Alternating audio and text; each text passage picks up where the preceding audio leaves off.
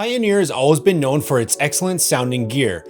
The car audio experience is not complete without a powerful bass amplifier. Introducing the Pioneer GM-DX871. Pioneer has two series of the GM Digital Series amplifiers, the GM-D and the GM-DX series.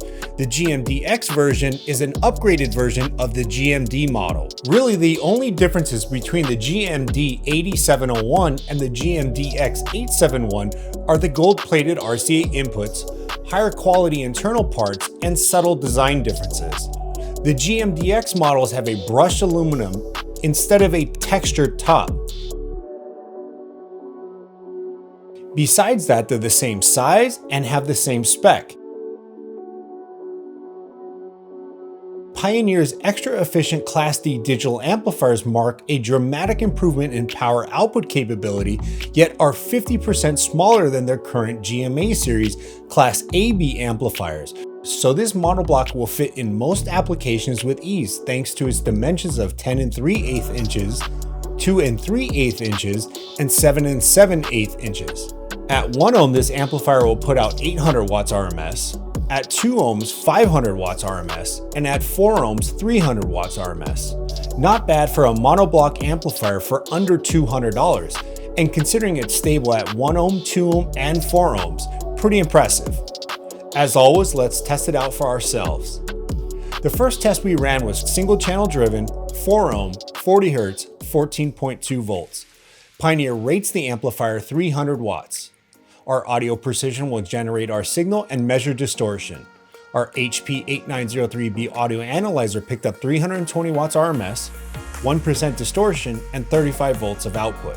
Our AMM1 read 290 watts and we drew 24 amps of current.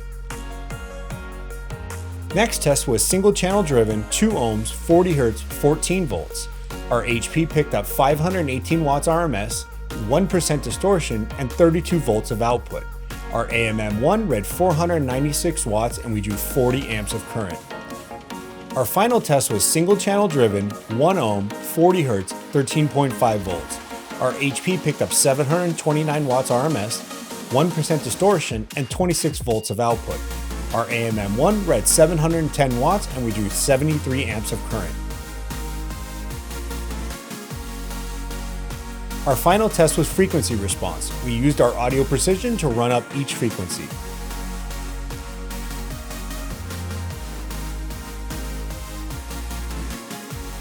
Undoubtedly, if we were able to maintain 14.4 volts with the 1 ohm load, we would have hit the 800 watt rating that Pioneer has rated this amplifier. Keep in mind, Pioneer rates this with a 100 Hz test signal, so 40 Hz is a more rigorous test.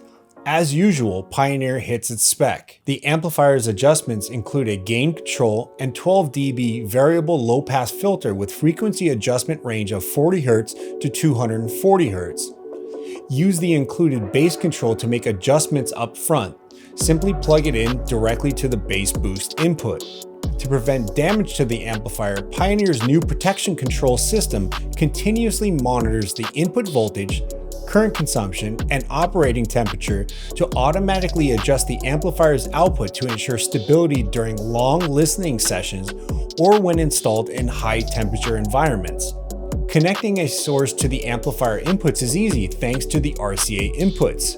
If your stereo doesn't have RCA outputs, don't worry. The RCA inputs will accept 16 volt signals without a line output converter, along with signal sense turn on.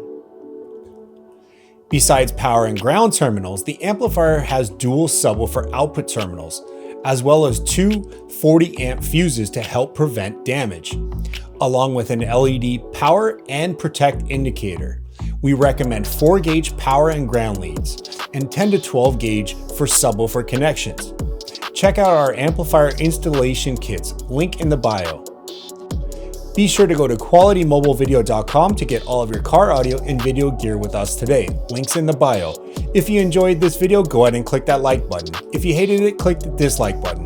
Join the conversation below and subscribe to our channel if you're new. Thanks for watching.